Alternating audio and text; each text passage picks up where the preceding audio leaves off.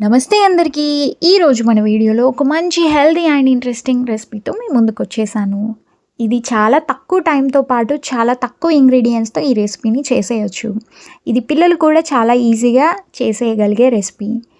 ఇది ఈవినింగ్ టైంలో స్నాక్‌గాను తీసుకోవచ్చు.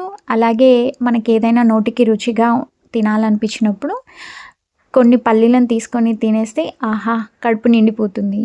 ఇంకెందుకు ఆలస్యం, ఈ రెసిపీ ఎలా చేయడమో చూసేద్దాం.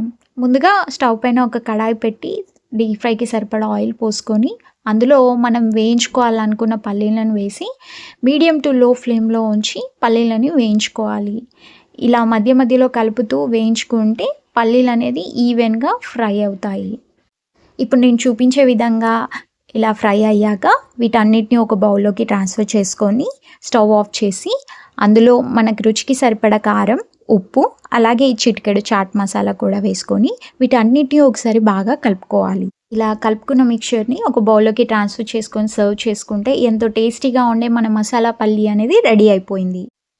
ఈ మిక్చర్ని ఒక ఎయిర్ టైట్ కంటైనర్లో స్టోర్ చేసుకుంటే మనకి 1 వీక్ వరకు నిల్వ ఉంటుంది.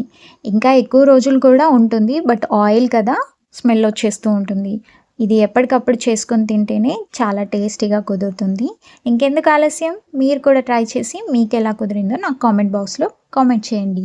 ఇలాంటి మరిన్ని వీడియోస్ కోసం తప్పకుండా నా ఛానల్ని వాచ్ చేయండి.